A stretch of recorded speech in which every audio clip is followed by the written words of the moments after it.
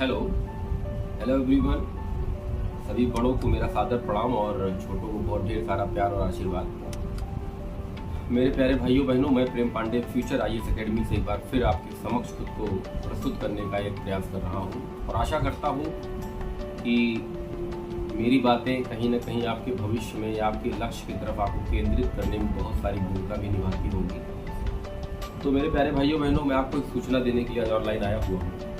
देखिए प्यारे भाइयों बहनों, अगर जिनका 2024 का टारगेट है UPSC का या UPPSC का या किसी अदर स्टेट एग्ज़ाम का, तो अब ये आप लोग जान लें कि ज़्यादा फोकस उन लोग को GS पर करना ही करना है और साथ में मैथ और रीजनिंग जो भाई हमारे पढ़ रहे हैं उनको मैथ और रीजनिंग भी ज़्यादा फोकस करना होगा, क्योंकि CSAT को हल्के में नहीं लेना है। CSAT भले पासिंग मार्क्स के लिए, लेकिन उसको अच्छे से आप लोग प्रिपेयर करते रहिए।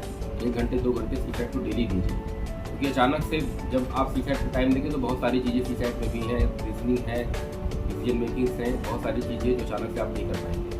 थोड़ा समय दीजिए मेरे प्यारे भाइयों। मैं आपको ये सूचना देना चाह रहा था कि आज से मैं हर दिन के जो पेपर्स होंगे उसके जो करंट अफेयर से शुरू के 10 मिनट में आपसे मैं पॉइंट टू पॉइंट आपके लिए मैं इतना करूँगा कि पॉइंट टू पॉइंट उस आर्टिकल्स को, जो मेन आर्टिकल्स आपके पेपर में निकले होंगे, किसी भी पेपर के आर्टिकल जो मुझे अच्छे लगेंगे, मैं उसको आपके सामने एक बार उसका हेडिंग बताऊंगा और उसके बारे में थोड़ी मोटी मोटी जानकारी एक्सप्लेनेशन आपको दूंगा।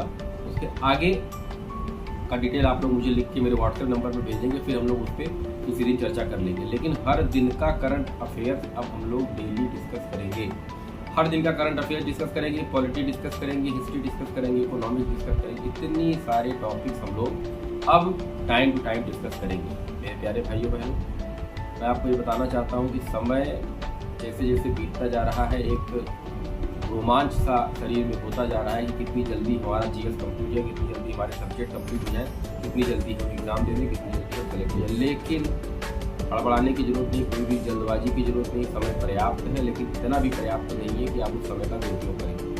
मेरे प्यारे भाइयों बहनों, समय का सदुपयोग जहाँ भी रहिए करते रहिए, क्योंकि इस जीवन में कोई काम नहीं आएगा। आपका समय जो बहुमूल्य है, जो गोल्डन एरा है, वही आपको अपने लक्ष्य तक पहुंचाने के लिए, वही समय के साथ आप जब दोस्ती कर लेंगे, मित्रता कर लेंगे, तो वही समय आपको आपके लक्ष्य तक पहुंचा देगा। ये मेरी जिम्मेदारी है, ये गारंटी है मेरी। समय के साथ जिसने अपना शेड्यूल सेट कर लिया, जिसने समय के साथ अपनी चीज़ों को सेट कर लिया, वो बंदा या कोई बच्चा हो या बच्ची हो, वो हमेशा अपने लक्ष्य की तरफ बहुत सरलता के साथ, सहजता के साथ पहुँच जाएगा। तो आज का ये अंक बहुत लंबा नहीं होने वाला है। मैं सिर्फ आपको इतनी जानकारी देना चाह रहा था। NCERT जिनके पास नहीं है तो प्लीज़ UPSC के जो सीरियस कैंडिडेट है वो NCERT अभी जाकर जहाँ भी उनको मिलती हो ले लें, और भारतीय राज्य व्यवस्था की भी NCERT से ही पढ़ाई करें, क्योंकि वो बेसिक्स है। और लक्ष्मीकांत ले लें, जो टॉपिक मैं यहाँ डिस्कस करूँगा उसका डिटेल लक्ष्मीकांत से आप लोग प्लीज़ पढ़ते रहें। और कल से शायद वीडियो कुछ लंबी भी हो सकती है, आधे घंटे की भी हो सकती है, तो कोई बात नहीं। हम जो भी बातें करेंगे वो सिर्फ काम की बातें करेंगे। हम लोग जो भी बातें करेंगे वो एग्ज़ाम को फोकस होकर बात करेंगे। हम लोग इधर उधर की बातें नहीं करेंगे। इधर उधर की बातें अगर मान लीजिए हमारे मुंह से निकल भी नहीं है, तो सिर्फ आपकी लक्ष्य और सफलता के अलावा इधर उधर की कोई बातें हम लोग नहीं करेंगे।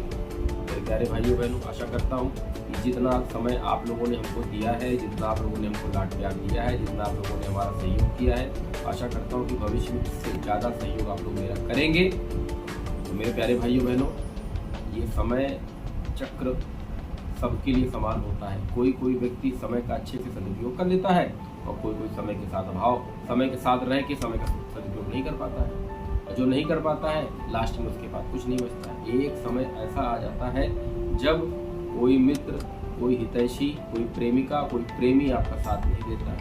फिर एक समय इतना भी आ जाता है लोगों के जीवन में कि माता पिता भी हाथ छोड़ देते हैं।